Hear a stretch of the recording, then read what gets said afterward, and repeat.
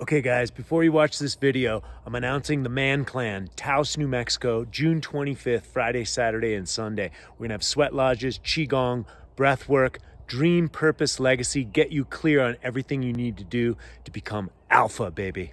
All right, hey guys, we're out on the trails and we're back with my friend Etienne. And so Etienne, what's your Etienne de la Boetie squared. Yeah, it's code for you guys, which is great. So if you can decipher that code, you'll know what time it is. All right, so but Etienne's back on the show again, and you know, he knows a lot of information. So what we're going to focus on, because he knows a little too much information, what we're going to focus on is here, slow down a little bit there, Etienne. We're going to focus on mind control, predictive programming, social engineering. Because I keep talking about this, all the feminism that destroy the family. This is by design, guys. You're being mind controlled on many levels. Very subversive, very secret Disney programming, Prince Charming, Happily Ever After. Mandatory government schools, running the Prussian model of education. So, okay, we're going to get into it. But first, Etienne, we wanted to go back a little bit about your background because you were breaking into that. So I'm an author. I wrote the book Government, the Biggest Scam in History Exposed, which you can get at government-scam.com. The thesis of my book is government was never intended to protect life, liberty, and property. Government was always intended to rob and control populations, and they get away with it. The subtitle is How Intergenerational Organized Crime Runs the Government and the Media. And that's the big secret. It's the government and the media working together to give the population the illusion that government is legitimate, that these people are in power, that the elections aren't rigged, that it's legitimate, that just because some people vote in an election, that they get half your income in overt taxes, covert taxes, and inflation. At the top of the food chain, it's the banks, which have been given the ability to create money out of thin air using fractional reserve banking, which means the scam is that when you go to a bank to get a loan, that's not depositor money that they're lending you. They just tickle the ivories and credit your account with these digital dollars, even though that is inflationary and even though that's stealing the value out of the money that people earn and save, as all of these trillions and trillions of digital dollars that are either created by the banking system or quantitatively eased or created, for the bailouts, fractional and the stimulus. Reserve lending. Yeah, fractional reserve banking. And so these exorbitant profits have allowed the banks to buy up the media and monopolize the media into on the old media side, 6 monopoly companies running hundreds and hundreds of subsidiaries to give everybody the illusion that there's all these different information sources in society. And on the new media side, on the internet media side, there's about 2 to 3 dozen DARPA front companies where they've been given internet technology before anybody else and unlimited capital to consolidate their own little corner of the information food chain. So this is Google, Facebook, Twitter, Reddit, Wikipedia, Amazon, Netflix. Discuss, the engine that does all the comments on all the websites so they can censor and control comments. It's you didn't throw Google in there. Google, YouTube, I think Meetup. I think you're getting the idea. And so we're controlling the information the population receives, so we can either promote the voices that we want you to hear, or we can censor the authentic voices of the growing alternative media so that you never find out what's really, really going on.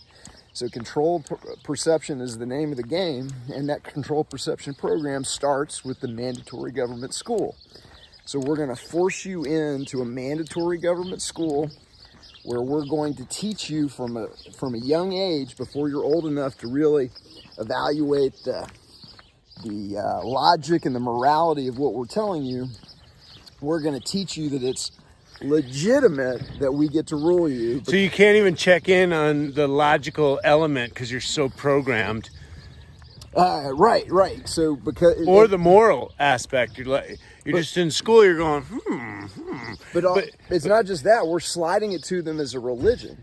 So it's not. Yeah, but I was that motherfucker that got kicked out of every school you went to because I fucking knew something was wrong. See, they had me. They hooked me early on, and I mean, I was a Boy Scout. I was a Cub Scout, and I was a Boy Scout. And when I would salute, I would make a muscle. I was just all like they had me hook, line, and sinker until somebody explains to you how the game works. And then once you understand how the magician does the trick, then you don't get fooled by the trick. And so that's kind of what I do with the book, is in a very, How did you break free, though, when you were younger? Wait a second. You also said that you worked. Okay, take us back to your own awakening when you were working in Virginia. Well, it started off in Texas, misplaced Texan, and Ron Paul came to talk to my college, one of my college classes. And I'm like, oh, I guess I'm a libertarian, and I've never heard a politician make so much sense. And so I was a small government politician, or a small L libertarian.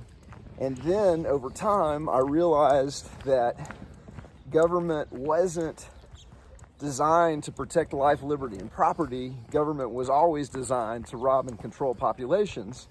And then I really realized that how the media ownership system worked when I was working at a think tank in Washington, D.C., and I had access to a $3,000 a month LexisNexis terminal. And when the Oklahoma City bombing happened... What is a $3,000 a month? So LexisNexis was kind of the internet before the internet was around. So they would digitize every single news article from every single newspaper, every single magazine. They would have transcripts of all the news shows, every single week right after it happened. And you could go and you could hit any information source in the world, and you could get, the stories from not just the national news, but you could get the local newspapers, you could get alternative, publications. And so after the Oklahoma City bombing happened, I realized that the story that was coming out of the local news in Oklahoma and the alternative press was way different than what the mainstream media was telling. And I realized that things were disappearing. Oh, what was the difference? What were some of the big differences? So the bomb damage was blown across the highway. Hold that for a second. So the bomb that blew up the Murrah building was inside the building, and it blew all of the debris across the street instead of the official story of the bomb being in front of the building, which should have blown all the bomb damage inside. And there were, on the day that the bombing happened, there were news conferences. Every single network news, cable network, etc., the local news had news conferences that they'd found multiple bombs in the building. They had video of the Oklahoma City bomb squad coming up and taking, removing the bombs from the building, and then the next day, boom, it's gone. It just goes down the memory hole.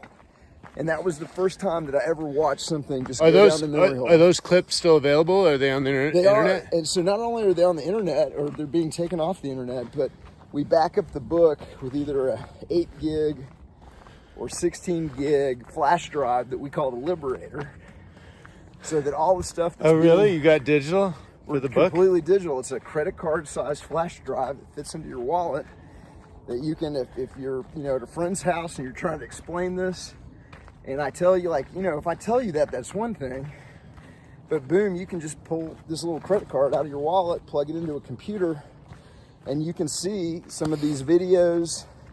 So you have the videos on the book. Everything in the book is backed up by either an 8 or a 16 gig flash drive with all the evidence of exactly what I'm talking about. And so also one of the things that was being censored is that U.S. Air Force general by the name of Benton K. Parton, who ran the Air Force's armament testing laboratory, took one look at the blast damage and said, there's no way that an ammonia nitrate fuel oil explosive bomb did the kind of damage that we see in this building. This bomb there were explosive charges placed at key, on key girders, and you can still see the damage where these explosive charges sheared and cut the structural steel in the building, and he put together a report and hand delivered it to over 60 members of Congress. And this is a guy that blew up buildings for a living, and the media completely ignored it. They completely ignored him. Completely ignored that the guy that's running the Air Force armament testing laboratory is saying this is a lie. This didn't happen the way that it happened, and actually pointing out the science that the government story is physically impossible, violating the laws of physics. And a guy named Sam Cohen, who was the inventor of the neutron bomb, came out and said the exact same thing. He's like, there's no way that the bomb that the government story makes, logical sense. And so all of a sudden I began paying attention when you realize that the government just blew up a daycare center in a federal building, killed a bunch of kids, and it's being covered up with the help of the mainstream media. And so that's really when I started paying attention. We're gonna end this by 15 minutes so we can put it up on IGTV. Okay. So, so they're doing these. Would you call this a false flag, like a 9/11 type of thing? Yeah. So what it was about was, to take you back to the time. Don't forget. Yeah. Take you back to the time was. At the time, the government had just murdered 80 men, women, and children in Waco, and then covered that up with the help of the mainstream media. And so militias were forming. Constitutional militias are saying, hey, our government is out of control. They just murdered 80 men, women, and children and burned down a church in Waco, Texas. We need to start forming citizens militias. And so they had to make the militia movement look bad. And so they took a sheep-dipped, supposedly ex-Special Forces guy named Tim McVeigh, who told his family that he was secretly working for the government, and they made it seem like the militia movement was white supremacist baby killers that blew up daycare centers, and all of the research that I did was essentially confirmed by a independent citizens committee in Oklahoma City led by a state rep named Charles Key, who came to the exact same conclusions that I did. And then everything was put together in an award-winning documentary called A Noble Lie that we also have. At least I think we've got the trailer on the Liberator. And so that is what really got me to paying attention. And then I've been collecting evidence of government criminality and media criminality for the past 20 plus years, and then archiving it onto the flash drives that back up the book. And so let's bring it back to social engineering, mind control, predictive programming, how people are controlled. Mm-hmm. So we're controlling. These are considered false flags. Yeah, I would consider you throw them in the same boat as 9/11. Absolutely. So, Great Reset, Corona, CV-19. We're steering the population into a future that we want. So we're running something called problem reaction solution. We create the problem. We then have a predetermined solution that we got a direction that we want to take the public. And so we're going to, like, in the case of 9/11, we want to go to war, and we want to seize pipeline routes, and we want to take over countries in the Middle East so that we control the oil business. Which gives us control over... Well, I mean, part of it is so certain companies can, benefit financially, but also we got to cut a deal with OPEC where, to soak up the inflation of the 70s, we had OPEC only price and sell oil in U.S. dollars, so all these foreign countries have to buy and hold U.S. dollars to pay for their oil. And so we've got a vested interest in something called that's what's called the petrodollar. Right. So anyway, whatever it is, whatever the policy is. So it's locking the mind in lockstep behind the policy that they need to go. And so if to achieve that policy, people need to believe that there is terrorists in the world, then that's what they're going to give you.